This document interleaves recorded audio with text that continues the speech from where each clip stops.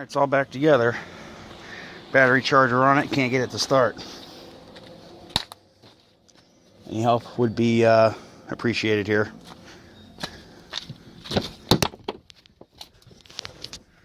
Got juice.